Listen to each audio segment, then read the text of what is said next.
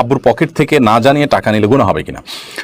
বাবার পকেট থেকে সন্তান যদি না জানিয়ে টাকা নেন তাহলে সেক্ষেত্রে যদি বাবা এবং সন্তানের মধ্যে একরকম বোঝাপড়া থাকে যে বাবা সন্তানকে পকেট থেকে এই সময় টাকা নিতে অনুমতি দেন বা এই ইস্যুতে টাকা নিতে চাইলে বাবা নিতে বলেন এবং বাবা যদি এখন জানেন তাহলে তিনি অসন্তুষ্ট হবেন না, এই পর্যায়ে বোঝাপড়া থাকলে ঠিক আছে, এটা নেওয়া যাবে।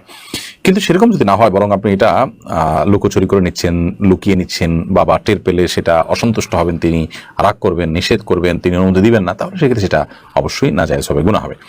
আর যদি ব্যাপারটা এরকম হয় যে আপনার ভরণ পোষণ বাবা দিচ্ছেন না, জুলুম করছেন, আপনার মৌলিক প্রয়োজন যেটা অন্য বস্ত্র বাসস্থান সেটুকু বাবা অ্যারেঞ্জ করছেন না, সেটুকু বাধ্য হয়ে আপনি নাবালেগ মানুষ তাহলে নিতে হচ্ছে, এরকম হলে সে নিতে পারেন। কিন্তু প্রাপ্তবয়স্ক হলে সেক্ষেত্রে সেই সুবাদেও আপনি বা সেই অজুহাতেও আপনি বাবার পকেট থেকে টাকা নিতে পারবেন না।